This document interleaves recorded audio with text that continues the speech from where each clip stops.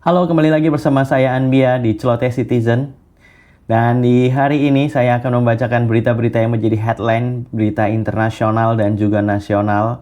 Gue akan membacakan headline-headline apa aja yang akan sudah terjadi sampai hari ini. Ya ini sekarang gue take videonya baru bisa tanggal 12. Dan kita akan mulai dari beberapa berita yang ada di sini dari penelusuran melalui Gemini AI. Gue minta Gemini cari yang namanya berita nasional dan internasional yang menjadi headline dan viral di tanggal 12 Mei 2026 ini.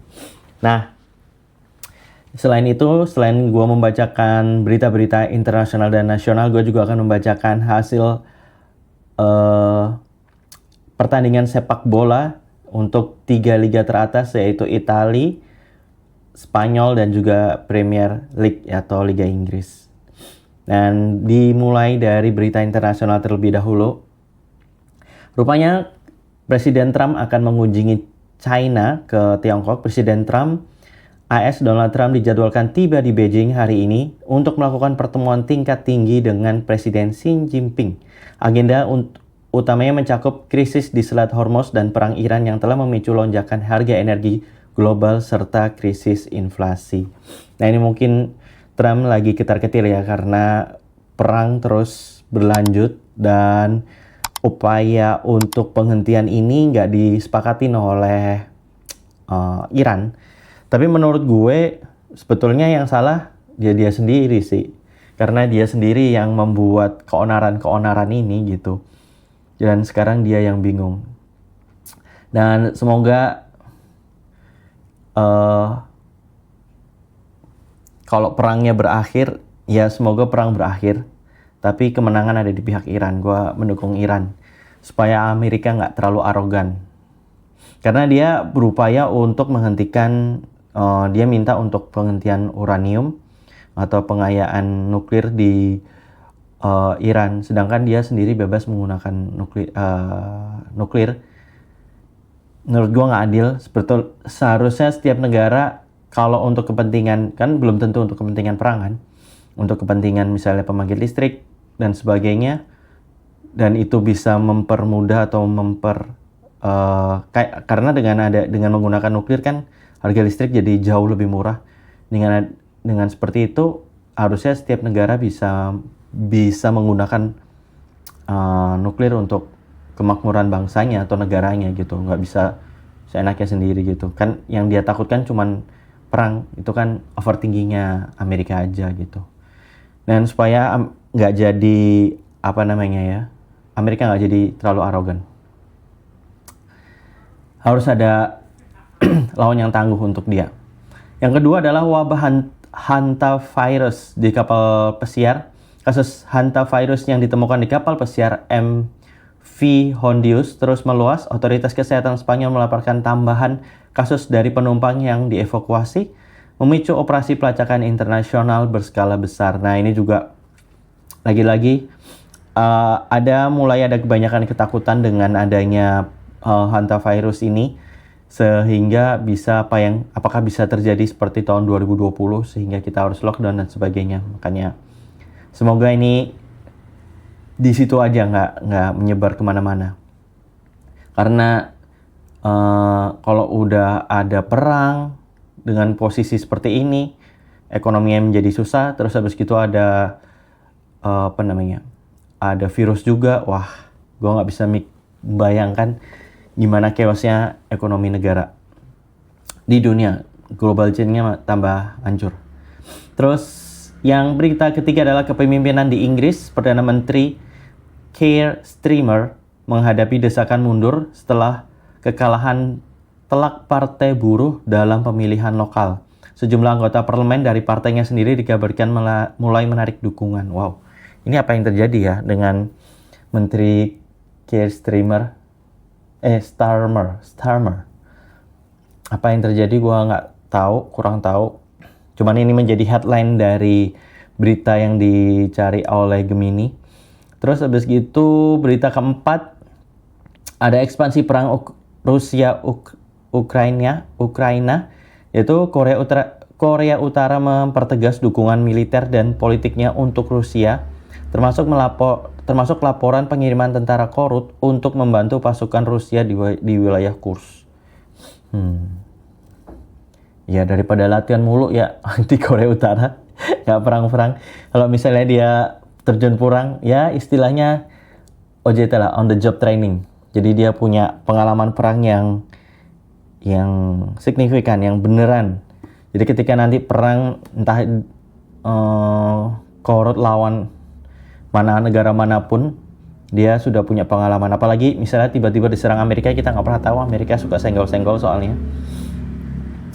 Dan berita selanjutnya, ini sudah 4 berita dari yang sudah diberikan sama Gemini. Kita lanjutkan ke berita nasional atau berita yang ada di Indonesia. Pemberantasan judi online internasional ini juga muncul di beberapa kanal berita, di headline-headline yang sudah ada, terus di sosial media tentang berita-berita ini, yaitu pemberantasan judi online internasional yang ditangkap di, kalau nggak salah, di Jakarta Barat. Ini Bareskrim Polri mengungkap jaringan judi online terbesar di Jakarta Barat dan Batam sebanyak 321 WNA, mayoritas asal Vietnam dan Tiongkok. Dan Vietnam ini kayaknya lagi gencar banget. Maksudnya namanya lagi harum sebetulnya, karena pariwisatanya sih kayaknya mulai gencar. Orang-orang lagi banyak yang kesana, terus murah. Ditangkap dalam operasi penggerebekan markas yang menggunakan modus live streaming media sosial. Wow, bisa gitu ya? 321 WNA, mayoritas asal Vietnam dan Tiongkok. Wow, Indonesia dijadikan basisnya, luar biasa. Ini kita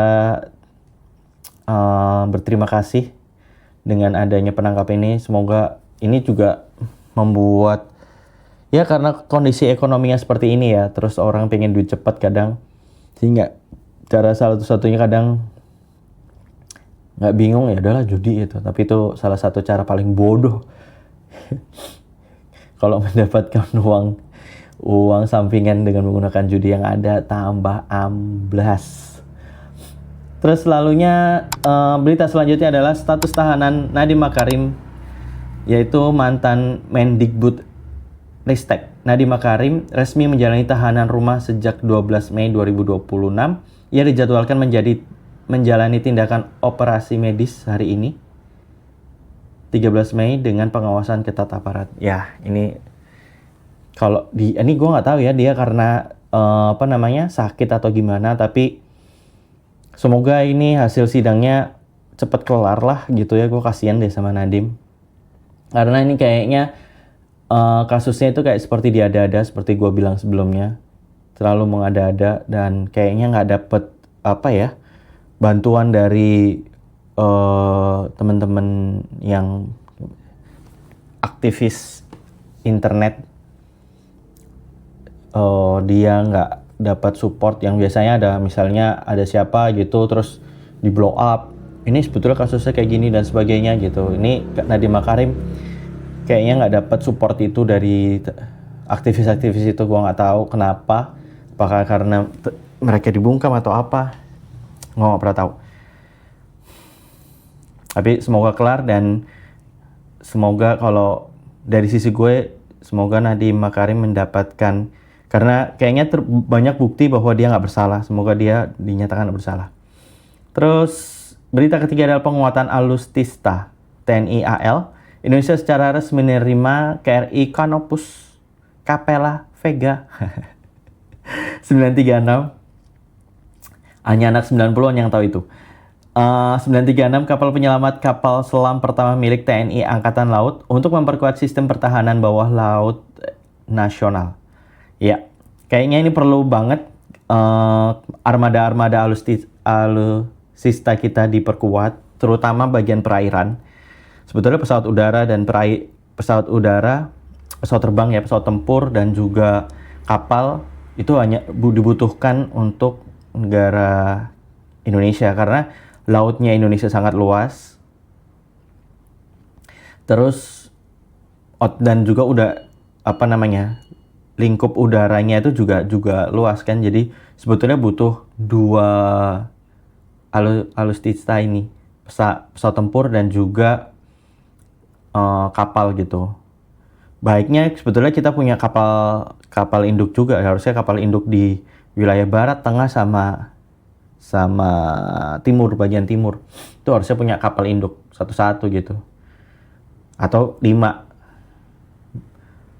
Barat, tengah, timur, utara, selatan gitu. Jadi bisa menjaga lautan kita yang banyak gitu. Karena lautan kita itu sangat luas. Terus dulu ingat nggak saat Bu Susi juga banyak kan pencurian ikan gitu yang terjadi karena yaitu kurangnya penjagaan. Dan kita begitu misal digertak sama di perbatasan misalnya Laut Cina Selatan, dari negara manapun yang berbatasan dengan Laut Cina Selatan, kita bisa kalah karena nggak ada pertahanan yang kuat gitu. Terus yang keempat, berita keempat adalah ratifikasi perlindungan nelayan. Pemerintah meratifikasi konvensi ILO nomor 188 melalui Perpres nomor 25 tahun 2026 guna memberikan jaminan kesejahteraan dan perlindungan bagi awak kapal perikanan. Ini juga bagus. Ini berarti Pak Prabowo memberikan Perpres itu undang-undang baru yang ditandatanganin untuk jaminan kesejahteraan bagi awak-awak kapal. Nah ini gue nggak tahu bagi awak kapal perikanan ini untuk mereka yang sedang bekerja di perusahaan asing, perusahaan pelayaran asing, maksudnya kayak penangkapan ikan gitu-gitu ya. Kan mereka jadi awak kapal, itu mereka mendapatkan perlindungan utuh seperti apa dan sebagainya. Itu kita apresiasi langkah dari Pak Prabowo ini dengan meratifikasi atau memperbarui perlindungan nelayan.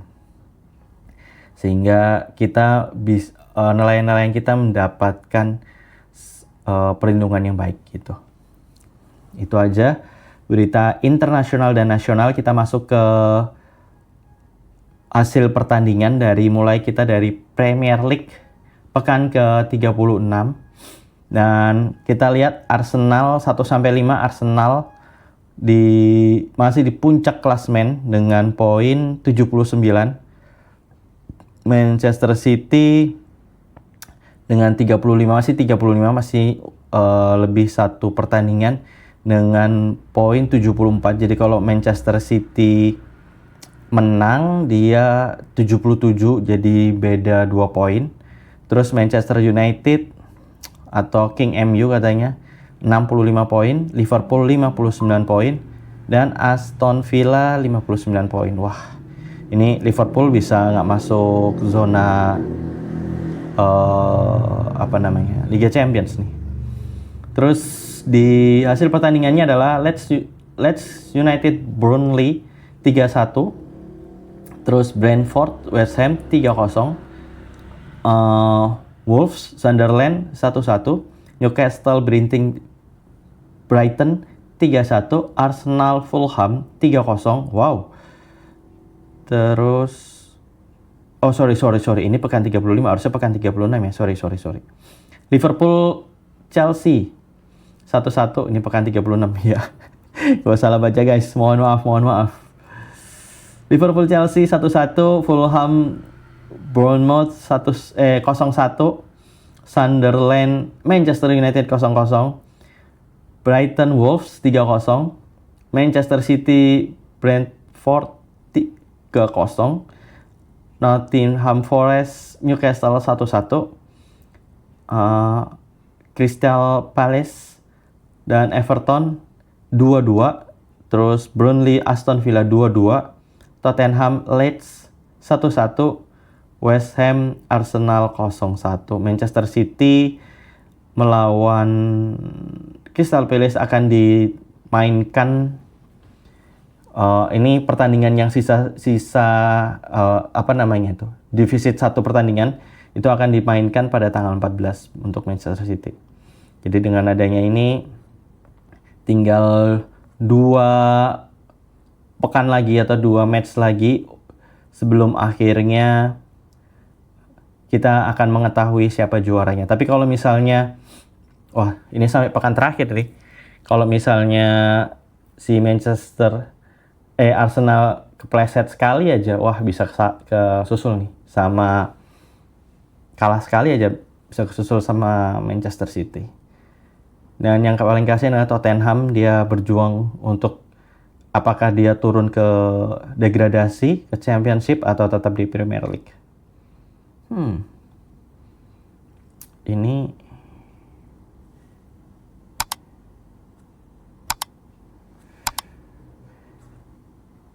di pertandingan berikutnya Arsenal lawan Burnley, pekan terakhirnya Arsenal lawan Crystal Palace, sedangkan Manchester City lawan Aston Villa pertandingan terakhir, dan lawan Bournemouth. Ya, kita doakan yang terbaik lah, yang bisa juara. Dan dimasuk ke pekan 36 untuk Serie A atau Liga Italia.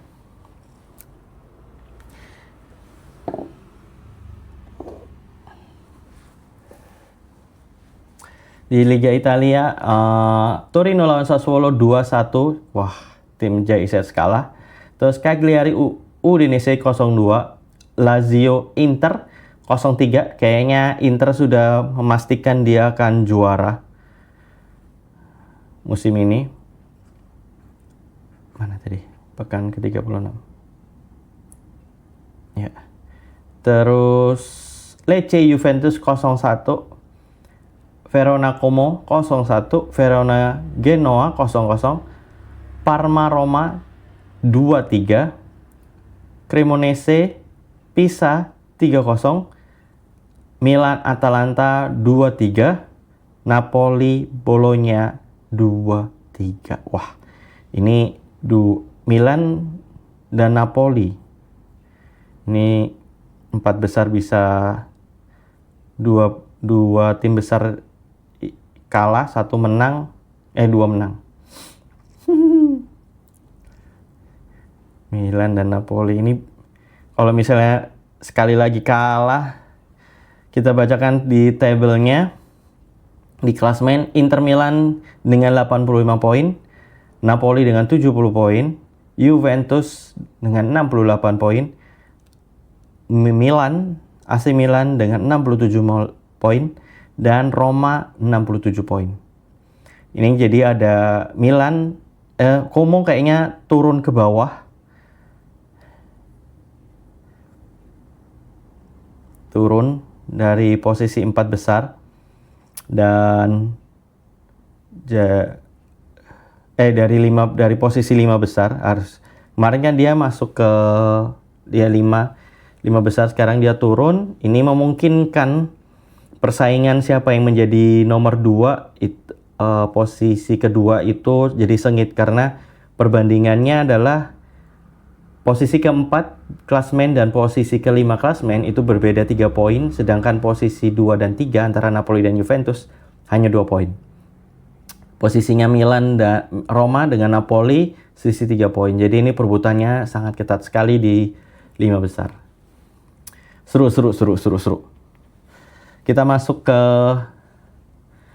La Liga.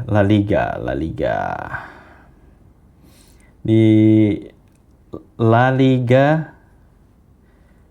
ini udah baru pekan ke-35. Kita bacain klasemennya dulu. Barcelona udah pasti mengunci juara Liga musim ini dengan ini udah 35 poin. 35 masih sisa pertandingan. Kalau disabet semua dia bisa dapat 100 poin. Yes, 100 poin. Sedangkan Real Madrid dengan 77 poin. Terus Villarreal dengan 69 poin. Atletico Madrid 63 poin. Real Betis 54 poin. Oh, ini posisi kedua sudah pasti sudah pasti dikunci sama Real Madrid. Posisi ke-3 Villarreal. Posisi ke-4 dengan Atletico Madrid dengan 63 poin. Jadi ini nggak akan, kalaupun misalnya dengan sisa terakhir, mereka akan aman dengan poinnya. Paling yang ada perebutan adalah Villarreal dengan Atletico Madrid karena beda selisih poinnya adalah 6.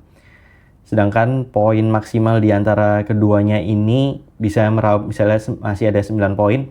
Kalau misalnya Villarreal terpleset 1 kali kalah atau 2 kali kalah dan Atletico babat semua pertandingan, berarti dia bisa duduk di peringkat ketiga. Sedangkan Real Betis kayak masih tidak akan mungkin naik lagi. Oke. Kita baca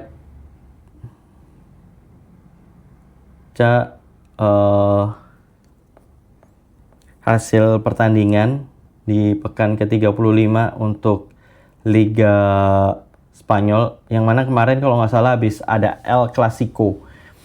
Kita mulai dari Levante 3-2 lawan Osasuna, Elche lawan Alaves 1-1, Sevilla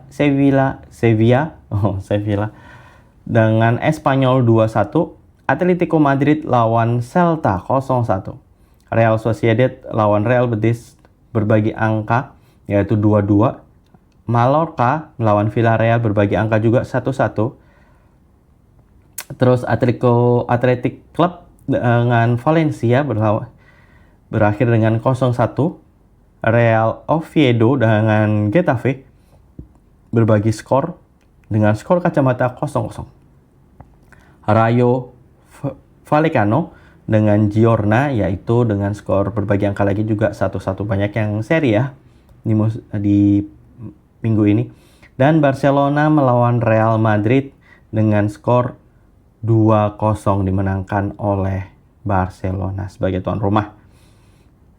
Ya, sisa pertandingan tinggal 3 match lagi untuk Liga Spanyol.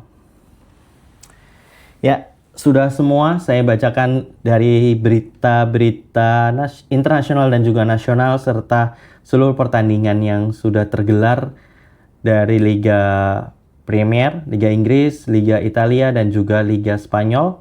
Berarti usai sudah apa yang gua sampaikan info-info berita hari ini. Terima kasih sudah nonton sampai akhir. Jangan lupa like, comment, subscribe, dan kalau kalian suka dengan berita-berita yang bersifat mingguan dengan headline-headline-nya, jangan lupa subscribe dan share ke teman-teman kalian. Sampai ketemu di Celoteh Citizen berikutnya. Bye-bye.